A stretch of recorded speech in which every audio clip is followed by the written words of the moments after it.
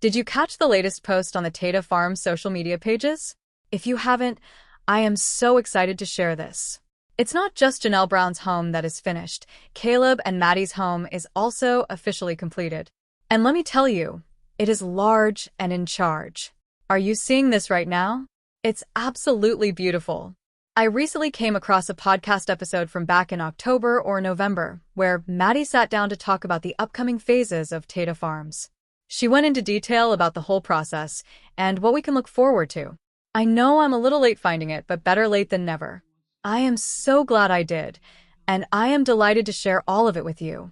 The podcast Maddie appeared on is called the Redefined Podcast with Brittany Schroeder.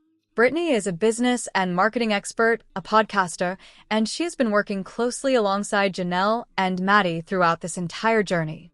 I will link the full podcast in the description below so you can listen for yourself. Let's start with a question that gets asked constantly on social media and in emails. What does Taeda mean?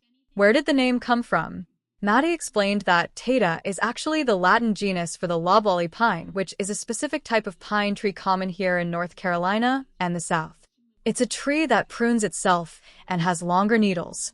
When they were brainstorming names, they kept coming back to Taeda because it felt unique. Interestingly, the word also means torch in Latin, specifically a wedding torch. Given everything their family has been through, with her brother's passing and her family dissolving in the public eye, the idea of being a light or a torch really resonated with them. They wanted to be a source of light. That's why the name fits so perfectly. And yes, they know people want to say Taeda, but it's pronounced Taeda. They joked that maybe they should use the Taeda angle for marketing, but the deep meaning behind it is what truly matters. If you've been following along, you know the building process has taken much longer than anyone expected. Maddie was very honest about why that is. It turns out, you can't just buy a piece of land, cut down some trees, and start planting flowers. At least, not in a coastal county where you have to worry about water runoff and erosion. She shared how the process was incredibly humbling. They had to get permits, deal with the Army Corps of Engineers, and make sure the property wasn't classified as wetlands or a preservation area for biospheres.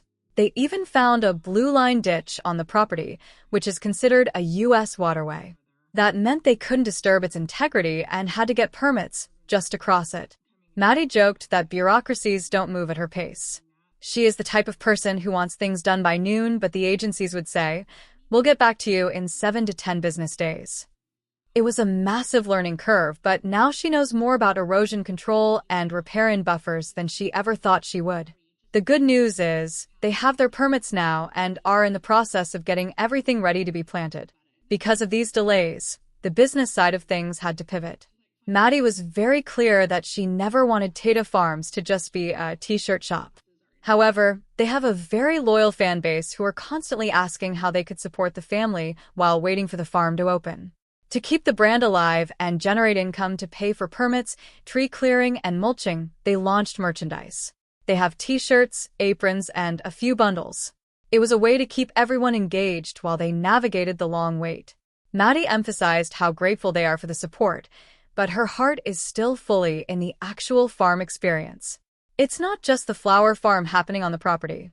They are also building homes. Janelle's home is completed, and as mentioned, Caleb and Maddie's home is now finished as well. Maddie described the feeling of driving out to the property. It's about a 25-minute drive for her. She noted that once the foundations went in, and there were more things to see besides just trees, the momentum finally started to pick up. It feels like things are moving much faster now that there are actual structures in place. So, what's actually happening next? Maddie broke it down into phases. They are currently clearing the land for the flower beds.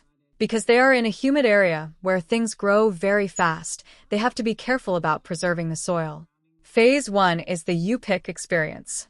The goal is to let people come to the farm, walk through the flower fields, pick their own flowers, and take pictures.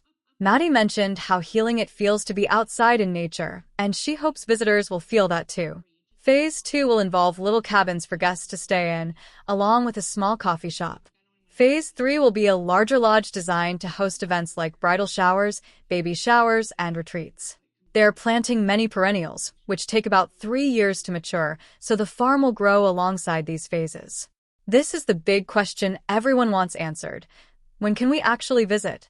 Maddie shared that they are shooting for the end of May of next year to open to the public. They anticipate the first blooms happening around that time, and they would love to host an event to celebrate. So, mark your calendars for spring of next year. Fingers crossed. She acknowledged that it has been a learning curve for everyone.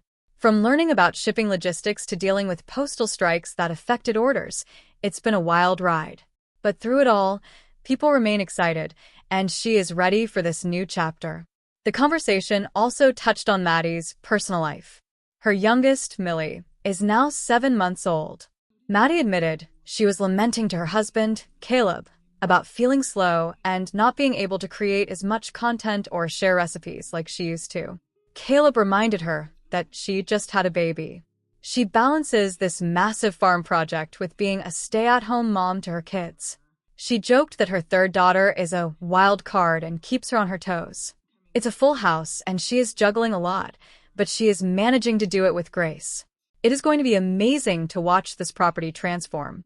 It's such a beautiful piece of land, and you can feel the excitement building. I will have the full podcast linked in the description box below so you can hear the conversation for yourself. If you enjoyed this update, please give this video a thumbs up, share it with other Sister Wives fans, and subscribe to the channel so you don't miss the next update. I'd love to know your thoughts in the comments below. Are you planning to visit the farm next spring? Let me know.